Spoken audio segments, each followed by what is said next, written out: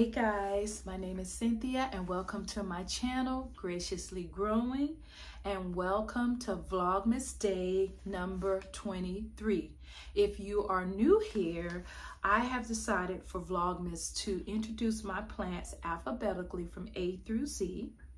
And today for Vlogmas Day number 23 is the letter X. And I do have a plant that starts with the letter X, and at the end of this video I'll be sharing that with you. But because I only have one plant, I decided that today I was going to share with you some things I've learned along the way of becoming a plant mom and having quite a bit plants you'll find out tomorrow in my home. Here's some of the things that I've learned, and I wanted to share it with you for those who maybe are starting about, thinking about starting a plant collection, or maybe some of you already have a plant collection and maybe some of these things that I'm going to touch on will help you. So, number one, when I first started buying plants, I just bought them because I liked the way they look. I did not have any idea of what that plant needed, like how much light does the plant need, how much water, what environment did the plant come from. So for example, if it's a tropical plant, then it's going to need a lot of humidity. Where can I put it in my home? So I had a lot of plants that died initially when I started my plant collection because I knew absolutely nothing about them. So now when I go plant shopping, I always have my phone. And if I don't know anything about that plant, I Google it right there in the store, in the nursery. And there have been some plants that I wanted that I did not get, and it had nothing to do with the price. It's just that I didn't feel that I had the environment that was necessary for that plant to thrive. So especially when I have so many plants, I kind of know when I purchase a plant exactly where that plant needs to go. And if it's a plant that needs a lot of light, and I know that the only area I have for that plant is an area where they're not going to get that light, then I'm not going to purchase that plant. So you can't just go buying plants just because they're pretty. You need to kind of have an idea of what that plant needs before you purchase it and before you bring it home. Number two, I've learned the hard way that you can't water on a schedule, and I'll tell you what I mean. You can check your plants on a schedule, but you cannot water them on a schedule. So just because it's Friday, you just water all your plants. I have killed so many plants like that, and usually because I've overwatered them. My aglaonemas do not like to be watered every week. Now that we're in the winter time, I believe I water them every other week. I check them every Friday. Okay, there are some plants that I check on Wednesdays that for whatever reason are really dry by Wednesdays, but I just repotted 2 plants like that because I think the soil was just horrible, because most of my plants can wait at least a week for watering, especially in the winter time, not so much in the summer. So on Fridays, sometimes Saturday mornings, according to how busy my Friday is, I just stick my hand in the soil, and that usually tells me what I need to know. I also, for some plants, I can pick them up and I can tell by the weight if they need water. So you check your plants. If you have a day that you want to check your plants every week, do that, but don't water them if they don't need it. Right now, like I said, I think my aglaonemas need to be watered like every other week, and some of them once a month. My aglaonema CM that's in the back here that you probably can't see, for whatever reason, that plant does not like a lot of water. It stays really moist, and I think I water it maybe once a month, and it's doing great. Also my ZZ plants, they don't want a lot of water, and my snake plants, they don't like a lot of water as well. So make sure you're not overwatering your plants just because it's water day. Number 3, check for pests. When I water my plants, I do this, and I usually do it with my glasses on. I know they have these little microscopes that you can get. I'm gonna get me one. And I just check their leaves, you know? And I just check them for anything that just looks out of the ordinary. I was able to figure out this summer that my Calathea Rose Pica had spider mites. And I was checking the leaves, and I just saw these little white specks. And as I fixated on the speck, it moved. It was spider mites. I would have caught that eventually, but if I wasn't looking, probably by the time I caught it, the plant would have been looking like it had a pest and going downhill, and it may have been, you know, too late to save it. So that's number 3. Check for pests.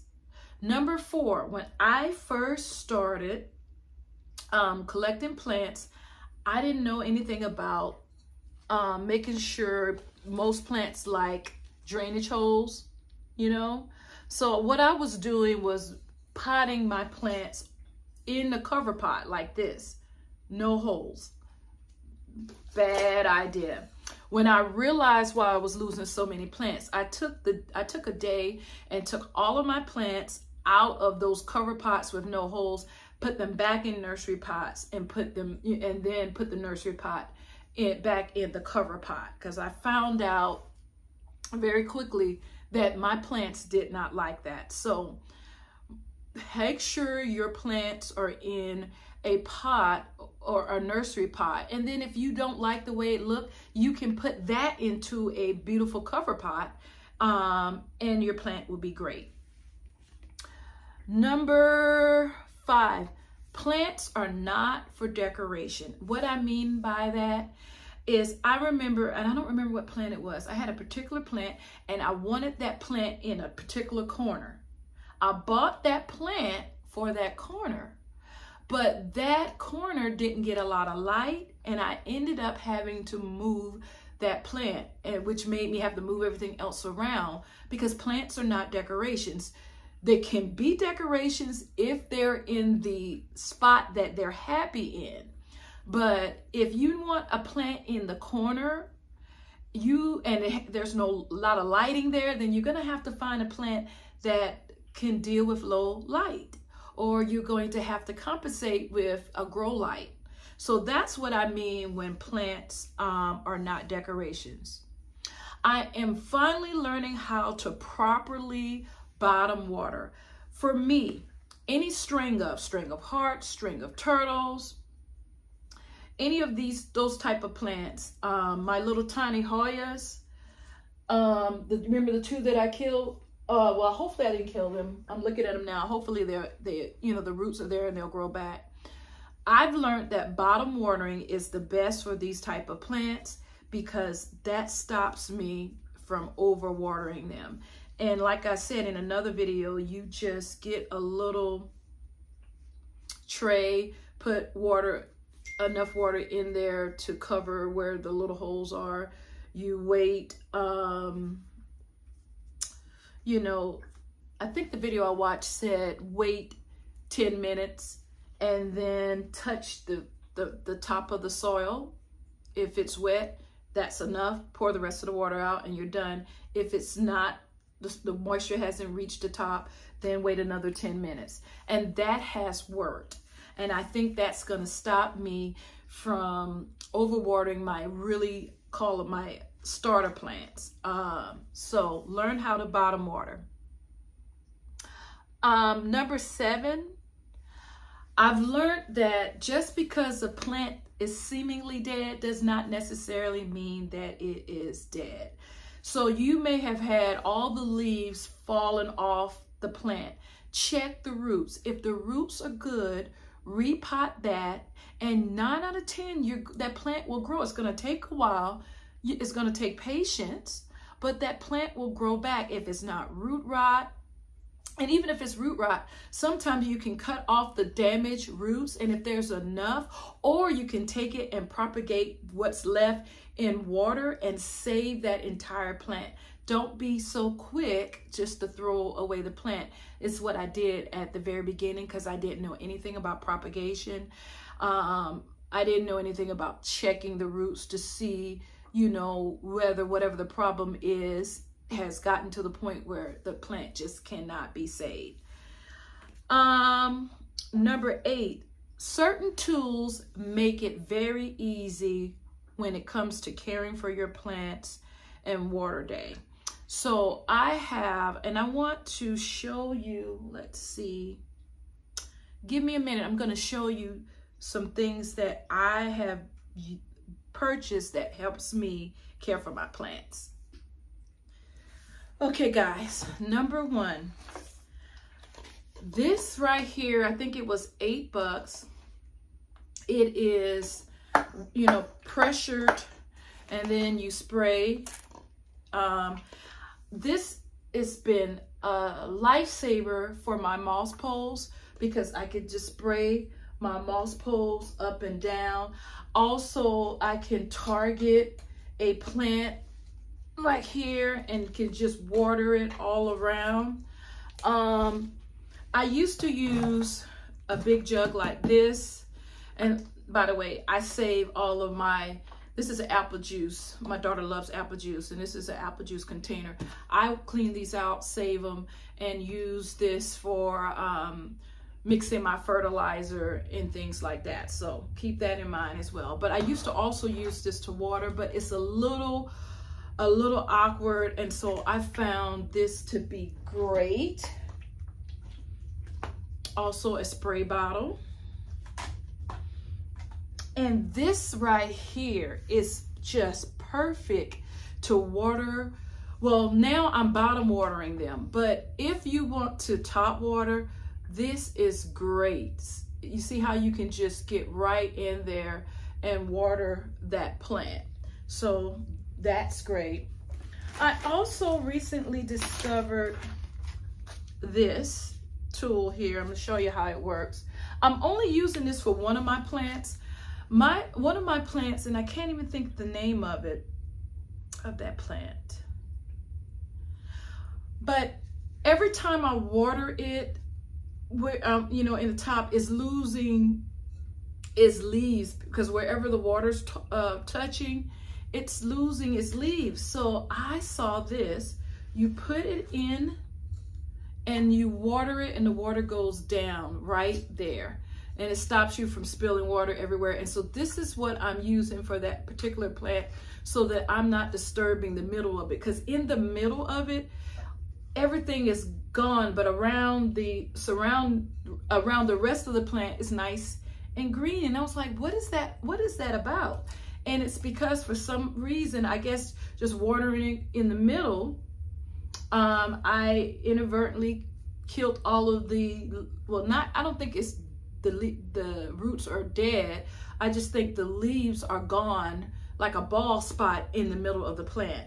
And so this right here, and it's really cheap. It's like 3 of them for $4 or something on Amazon, and that solves that problem.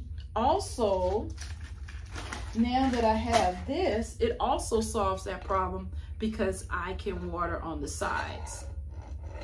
So those are some of the tools that have made my life a little easier. I also would suggest you get I don't know what they call it, a planting mat. I have it looks like a tarp, but it's where you can repot your plants. It keeps all of the soil, and you've seen it on my channel before. Mine is green. It keeps all the soil, you know, in one localized area, all of your mess in that area.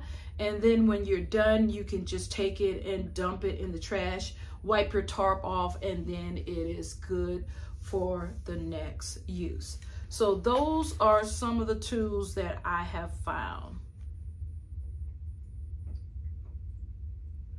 Number 9, because I only have 10. Keep in mind, the more plants you have, the more time it takes to care for them. If you don't want to take that much time, then don't get the plants. Right now, if I'm really trying to get through it and not stopping to look at the leaves and check, you know, like I like to do, because watering my plants is peaceful. But if I'm in a rush and I just need to get it done, I think I could water my whole collection in about 45 minutes, but that is pushing it. Generally, if I'm taking my time, it's double that time. And that is usually, like I said, it's either Friday mornings, Friday evenings, or Saturday mornings. I like to do it on Friday evenings, but sometimes I'm so exhausted after I get off from work, I'm like, no, I'm not doing it. And so then I get up on Saturday mornings, get my cup of coffee, put on some music, and I take my time and water my plants. But yes, it takes time.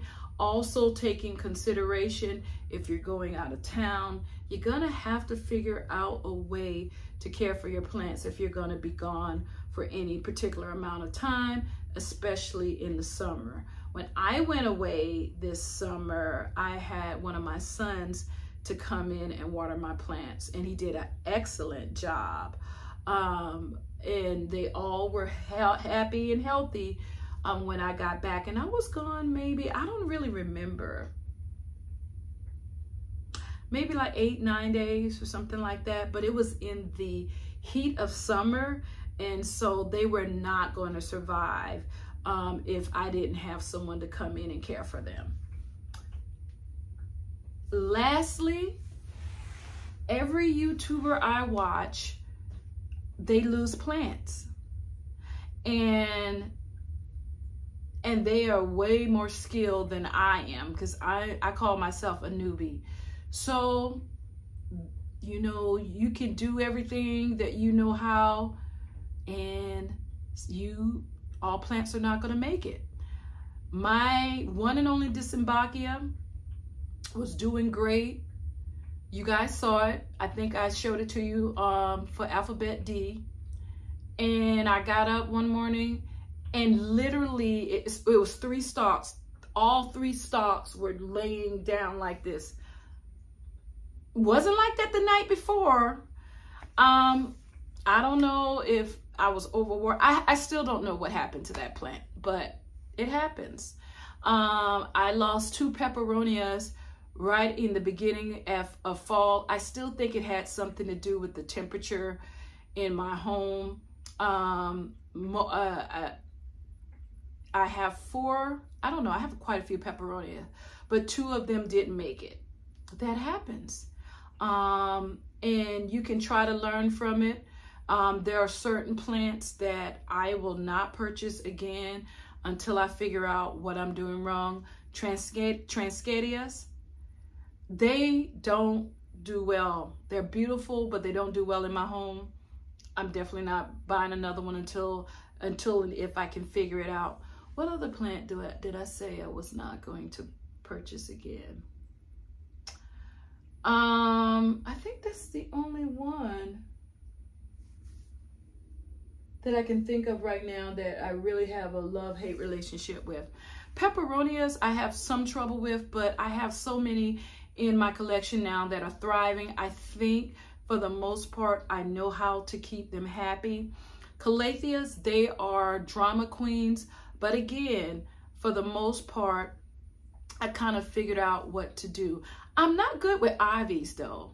So ivy, I have an ivy right now that is on its last leg, and I had an ivy before that I did not, wasn't able to keep alive. So if this ivy goes, RIP, rest in peace, I don't think I'm gonna get another ivy. So yeah, those are the tips that, I think that's it. Yeah. That's it. those are the tips that I have learned. I hope. Oh, there's one other tip. I had a YouTuber say this. It's okay if you have a plant that that you just don't want anymore, you don't like. It's okay. You can either trade that plant, give it away. She said that she even just, you know, puts it in compost. I haven't done that yet, but there is one plant I am seriously thinking about giving away because it just doesn't do it for me anymore. I just don't want it. And she said, you know, your tastes may change, and that's okay. For me, this is something that I love to do. I love plants. I love caring for plants. I love talking about plants, and I love sharing what I learned with others. That's why I created my channel. But if it ever became burdensome to the point where it was no longer fun, I just won't do it. This is a hobby. This is something I love. I have enough stress in my life. I don't need to add to that. This is something that helps me relax, you know. There have been times where my plants have been a chore, but that's because each time that has happened is because I've been sick, you know, and I just had to, you know, muster up the strength to water my plants because it was a Friday or Saturday and I was in bed for the weekend because I was not feeling well. That's the only time that it is a chore for me. And that is few and far being between. Thanks be to God, I don't get sick often. So this is something I enjoy doing. And that same YouTuber said that she had to downsize her collection because she got too many plants, and that became a burden to her. And she does this for a living.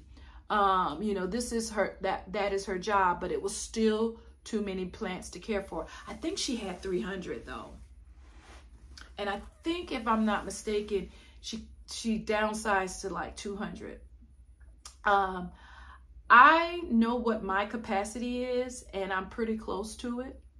And so once I get to that, before I bring in another plant, I probably would say, okay, you want to bring in another plant, you have to give this plant away. Because like I said, I don't want it to ever become a burden. I want it to be just like it is now, something that I love to do and that brings me joy. So there you have it.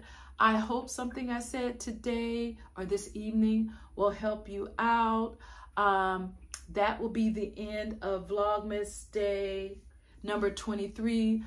As soon as I show you my one and only plant that starts with the letter X. Here is my Xanthosoma Lindenii.